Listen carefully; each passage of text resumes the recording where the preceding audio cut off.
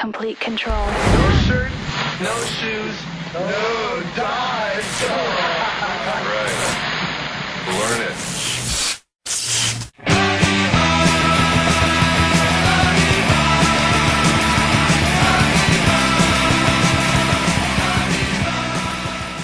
You know, the Blue Album, Adolescents, so many great songs. All those guys, too, going into so many different bands. You had the Agnew brothers who went on to do DI, or at least Rick did that. Casey Royer going on to DI. Yourself before that doing Agent Orange. Tony. At the time when you made the Blue record, did you ever anticipate that it would have that much importance in punk rock history? No, I think at the time we were just kids in a garage doing what kids in a garage do. How old were you when you make that first record? 16. 16. And yeah, it wasn't about world domination. It was maybe about trying to be the best band in our neighborhood, which was not an easy feat, being that Social Distortion was in our neighborhood, Agent Orange was in our neighborhood, TSOL was right down the street. There was a lot of bands. There was a lot of activity, which kind of encouraged, I think, all those bands creatively. You know, it was like, we gotta be great because, you know, we're playing with these guys or whatever. But I think for us, and the reason that the record stands, you know, up for as long as it has, is because what Tony was saying, you know, as a teenage kid back then stands up today just as much. You know, I mean, if you're a teenager today and you buy the Blue Album, like there's not songs about like Reagan and things like that. There's songs about being picked on at school. There's songs about being an outcast. There's songs about being an angry youth. So even though it was recorded in the 80s, the topics that Tony chose to sing about, the songs that you guys wrote, those topics are still important to kids exactly. today. We are scientists in our lab, looking through the microscope.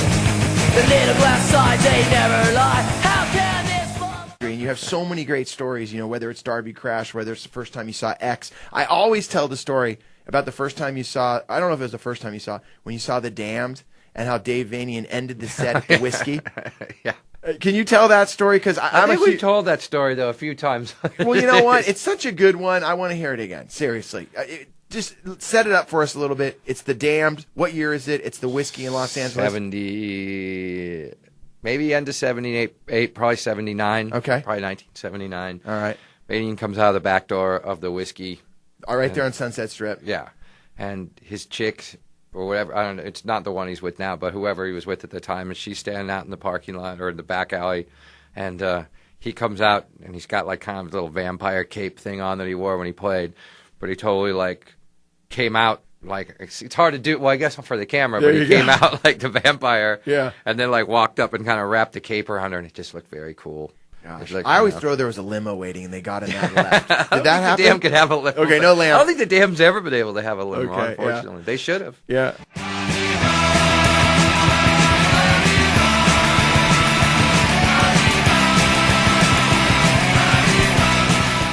Now, there's a lot of bands that didn't get the recognition, you know, of those bands that put the records out on Frontier. Can you kind of maybe, for some of the listeners that, you know, obviously the TSOLs and the bigger bands we're all familiar with, is there any other bands that you would say, hey, if you could suss out something right now? I know sometimes you've talked about the Gears. Yeah, definitely. What are some other bands that you would say, look, Gears, if you want to find... There's a lot of the LA stuff that really, like, got us going. Back there was a band called Rhino 39.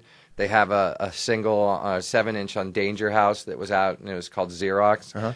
And, like, Tony and I still, you know, we were on tour last summer, and our merch guy had like a mixtape with that on it, and he and I just like sat up and we were just, you know, singing along in the van to this song, as it, you know, it was like one of our favorites back then. The Deadbeats, they were kind of real avant-garde, weird punk rock, but back then, punk rock didn't mean everyone sounded like NoFX, you know, and there was a lot of cookie cutter mentality in punk rock. Everyone sounded different. Agent Orange sounded different than us. TSOL sounded different than them, and we all sounded different than, you know, the LA bands and stuff, you know.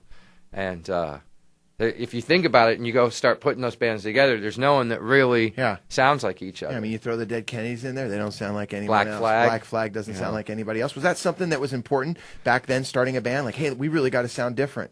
Well, for us, I think it was like, we had different elements coming into it. I mean, like, you know, Frank and I and Tony, all of us grew up with like 60s pop and then 70s radio you're hearing all the time. But at the same time, like Middle Class, that's another band. Middle Class definitely is like the blueprint for like Southern California hardcore, and the fact that up till that point, Sex Pistols, The Damned, all those bands, none of them were playing very fast. If you go back and listen to those records, they're not that fast.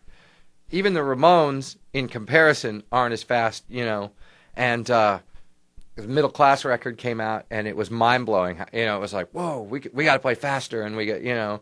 But the intensity, everyone had an intensity level that was similar, which was very intense for that time. But yeah, musically, I don't think it was intentional. I think everyone just kind of had their own different influences and what they were good at. The Agnew brothers in our band, being such like good guitar players, brought like a different element, you know, in our thing, like guitar octaves and things like that. Mike Palm had the surf, you know, he was into surf music, so it got incorporated into their thing, you know. And so everyone brought different elements to make it stand alone.